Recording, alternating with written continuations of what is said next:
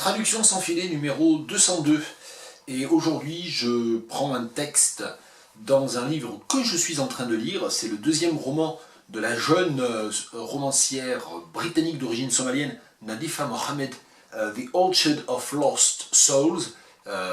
J'ai vérifié, en fait, les deux romans de Nadifa Mohamed sont traduits en français, et celui-ci a été traduit aux éditions Jean-Claude Lattès. Je n'ai pas noté le nom de la traductrice, mais voilà, vous pouvez retrouver tout ça sur internet. Alors je n'ai pas fini de le lire, c'est Nadifa Mohamed, je connaissais son existence depuis quelques années, et je n'avais non pas eu le temps, mais pas encore fait l'effort d'aller vers son œuvre. Alors comme il se trouve quand même que je suis spécialiste des littératures de la Corne de l'Afrique, des littératures d'Afrique de l'Est, j'ai enfin sauté le pas, et c'est très bien, ça me plaît beaucoup, c'est très bien écrit, les personnages sont très attachants, et il y a une vraie tenue d'écriture, enfin moi j'aime beaucoup, et j'ai choisi un texte au milieu de la deuxième partie, dans laquelle je suis encore d'ailleurs dans ma lecture. Dekho wakes late to footsteps all around her. The charcoal stove burns a few inches from her feet, and Stalin kicks her leg to move her out of the way. Dekho, get us some sugar from the shop, Nasra asks, as she fans the fire and takes a bundle of notes from her brassiere. Picking up a khadai from the mat, still bleary-eyed, Dekho stumbles out into the street, brushing her teeth while she walks. She is met by a cacophony of crowing cockerels, braying donkeys, resisting their harnesses, young boys play fighting in school uniforms, women shaking buckets of feed at their goats, and the drumbeat of adolescent girls beating carpets with sticks. She stops to watch a cat suckle the kittens mewling around her, and then continues on to the corner shop, feeling content we're a new place in the world. Le personnage central là, de cette scène, et d'ailleurs de toute cette partie, c'est Dekho. Ça s'écrit D-E-Q-O, et ça se dit donc Dekho, voilà, je suis obligé de me reprendre. D'autant que dans le texte, il y a un autre mot en Somalie qui s'écrit C-A-D-A-Y, j'y reviendrai, et qui lui se prononce Khadai. Et c'est une brosse à dents, en fait. Mais c'est une brosse à dents particulière, c'est une brosse à dents traditionnelle somalienne. Si vous cherchez sur YouTube, il y a notamment un très joli film de 2 minutes 30, 3 minutes à peu près, qui a été fait pour présenter la fabrication et l'utilisation de ces brosses à dents qui sont en fait des sortes de tiges, hein, de tiges de bois que la plupart des Somaliens préfèrent à la brosse à dents traditionnelle. Voilà, renseignez-vous, allez voir ça. Donc le contexte, c'est que cette jeune fille, elle a 9 ans à peu près, était dans un camp de réfugiés, donc ça se passe à la fin des années 80 au nord de la Somalie, à Hargeisa, et cette petite fille est une réfugiée de la guerre en Ogaden, et c'est surtout une bâtarde, abandonnée par sa mère.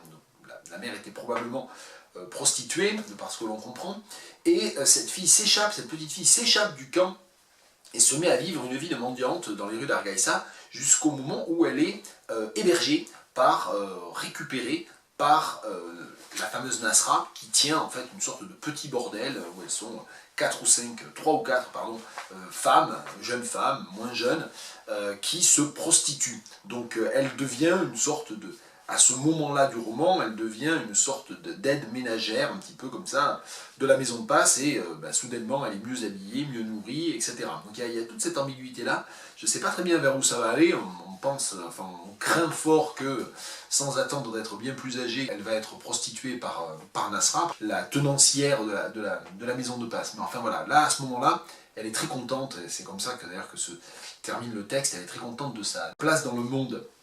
Voilà un petit peu. Et donc elle se réveille, et donc elle se rend au marché, et ce texte est très très bien écrit, et d'ailleurs sans doute assez difficile à traduire en improvisation. On va essayer. Dekho wakes late to footsteps all around her. Dekho se réveille tard. Déjà ça c'est curieux en français, se réveille tard. Se réveille trop tard ou se réveille tard, je sais pas. Se réveille tard, two footsteps all around her. Et l'anglais utilise avec des verbes comme wake la préposition to, d'une façon qui n'est évidemment calcable ni avec deux ni avec un en français, pour dire avec, en fait, hein, avec, entouré par, etc. Et donc là, en plus, il y a all around her, donc je sais pas, se réveille en entendant peut-être, se réveille tard, en entendant des bruits de pas tout autour d'elle, où elle est réveillée peut-être, Ah, peut-être que ce qu'il faudrait faire ici, c'est une modulation en traduisant la forme active anglaise par un passif en français. Ce qui est assez inhabituel, parce qu'on a plutôt l'habitude de faire l'inverse, c'est-à-dire de traduire des passifs anglais par des actifs en français.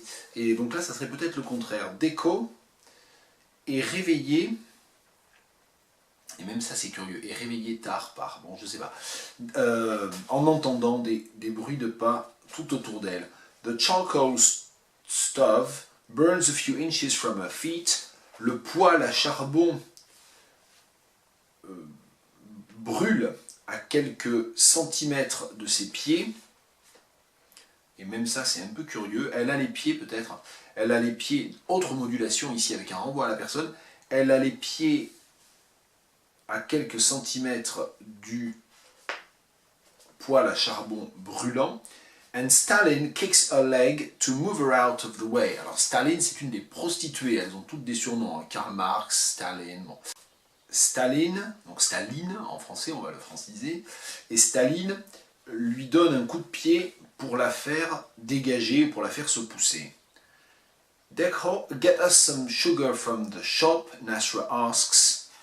Dekho, va nous chercher du sucre au magasin, à l'épicerie peut-être, va nous chercher du sucre à l'épicerie, lui demande Nasra, as she fans the fire and takes a bundle of notes from her brassiere. Alors plusieurs remarques ici. Le as de simultanéité en anglais, il y a beaucoup d'étudiants qui traduisent par comme, ce qui est généralement toujours mauvais en fait, parce que comme en français implique quand même souvent une relation de causalité en plus de la connotation temporelle, ou alors par tandis que, ce qui fonctionne pour un certain nombre de as, mais qui ne fonctionne pas du tout ici, là c'est uniquement la simultanéité temporelle. Et la simultanéité temporelle en français, elle est portée par le gérondif en faisant ça. Ce qui devrait souvent être devenu un automatisme de traduction chez les étudiants, mais on trouve encore des espèces de calques complètement faux en troisième année, et même parfois j'en ai vu en master ou en agrégation.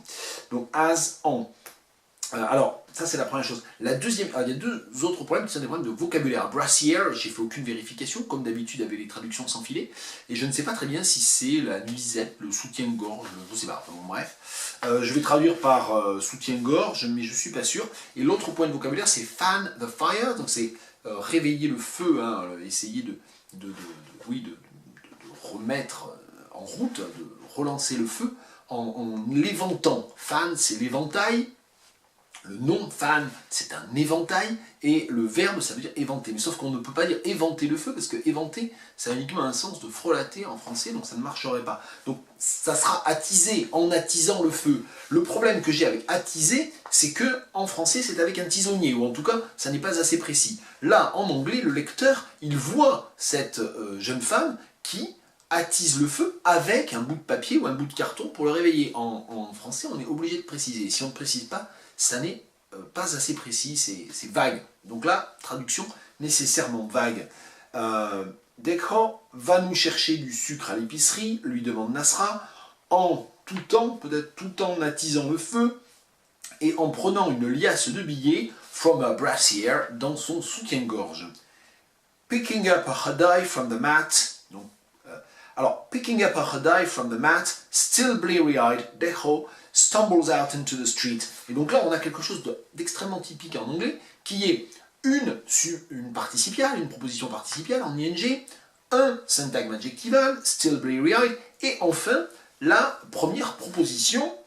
Et ici, en français, le fonctionnement syntaxique, narratif du français ne permet pas ça. On ne peut pas dire, en prenant ceci et en étant comme si, non, elle sort. Je pense que ce qu'il faut faire en français, c'est une série de propositions indépendantes. Et donc, verbaliser, traduire par un verbe conjugué, le premier participe présent.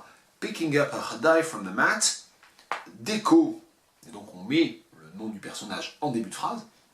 Dekho, alors ramasse son hadai sur la natte, littéralement, ou prend son hadai sur la natte. Et donc le hadai, c'est cette espèce de brosse à dents traditionnelle somalienne. Still bleary-eyed, et alors les yeux encore lourds de sommeil, ou les yeux chassieux, je ne sais pas très bien comment on pourrait dire, Bleary-eyed, je pense que je ne l'ai jamais traduit, mais c'est effectivement un composé adjectival qui signifie exactement ça, c'est-à-dire les yeux encore à moitié fermés parce qu'on n'a pas assez dormi. Et en français, je ne sais pas comment on dit ça, les yeux, on dit la mine ensommeillée, je crois, mais pour les yeux, je ne sais pas. Donc les yeux encore lourds de sommeil, peut-être. Elle stumbles out into the street, autre difficulté ici qui fait appel au chassé-croisé. L'anglais dit littéralement elle trébuche en allant dans la rue, ou elle trébuche, ou même très précisément, elle trébuche vers la rue. Donc, évidemment, c'est pas possible de le traduire comme ça. Et c'est là que l'on met en place ce qui s'appelle le chassé-croisé. J'en ai déjà parlé très souvent, dès qu'on traduit des textes narratifs anglais, on a besoin du chassé-croisé. Elle sort dans la rue en trébuchant, ou stumble, c'est-à-dire à pas maladroit, quoi, en titubant peut-être. Hein. Elle sort dans la rue en titubant, brushing her teeth while she walks, et elle se met en route tout en se lavant les dents. She is met by a cacophony of crowing cockerels. Donc là, il y a la cacophonie des coqs qui... comment on dit pour un coq? On dit qu'un coq chante, en fait. On dit le chant du coq, hein, cock crowing. On dit crowing, qui d'ailleurs rappelle le nom aussi d'un autre oiseau, le corbeau. Mais she is met by... Donc la deuxième difficulté, c'est she is met by. Littéralement, elle est rencontrée par. Donc elle est accueillie par. Est-ce qu'on va pouvoir le calquer? Peut-être. Elle est accueillie par une cacophonie de coqs qui caquettent. Je sais pas, mais est-ce que les coqs caquettent? Les poules caquettent, les coqs, je sais pas. Elle est accueillie par une cacophonie de coqs qui caquettent, ou de coqs caquetants. Braying donkeys resisting their harnesses. D'ânes qui... Comment ils font les ânes? Ils font i-an, d'accord? Mais l'âne, il braie. Voilà, il braie. Et de braiement d'âne ou d'âne brillant resisting the harnesses, littéralement en se battant contre leur harnais. Hein. Il y a un verbe pour ça en français, mince. En regimbant, en renaclant. Renacler, je me demande si c'est pas les chevaux et les équidés qui renaclent. D'âne qui braie et qui renacle. Young boys play fighting in school uniforms. Donc elle est accueillie par des garçons qui font mine de se battre in school uniforms. Alors non, là ça va pas. C'est intéressant encore dans la structure. Young boys play fighting in school uniforms. En anglais, on a une série de mots qui est les garçons qui font semblant de se battre dans des uniformes scolaires. Et sauf que si on dit en français se battre dans des uniformes scolaires, on a l'impression qu'ils se battent dans les uniformes scolaires. Alors qu'en fait, évidemment, ils sont habillés de cette façon-là et ils se battent. Donc, nécessité de réagencer. Des garçons en uniforme scolaire qui font mine de se battre, ou qui se battent pour rire.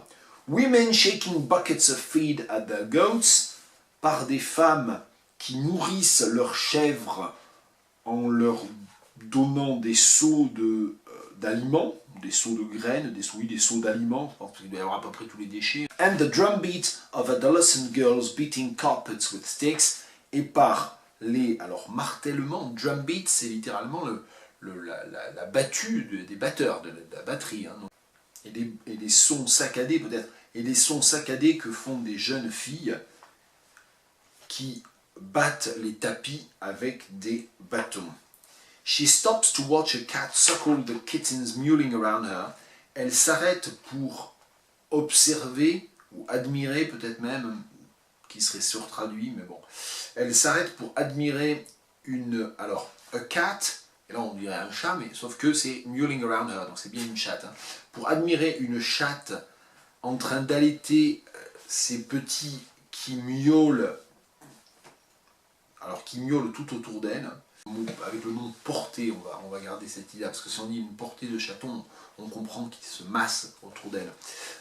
Elle s'arrête pour admirer une chatte en train d'allaiter sa portée de chaton, and then continues on to the corner shop, puis elle poursuit sa route jusqu'à l'épicerie au coin de la rue, feeling content with her new place in the world, tout à fait heureuse ou tout à fait satisfaite de sa nouvelle place dans le monde. Je pense que là, on peut le calquer. Alors c'est très long et je vais donc faire un petit montage, mais ça restera trop long par rapport au format théorique obligatoire de la vidéo de traduction sans filet, désormais inférieure à 10 minutes. Eh bien, les règles sont faites pour être enfreintes, et donc c'est une exception.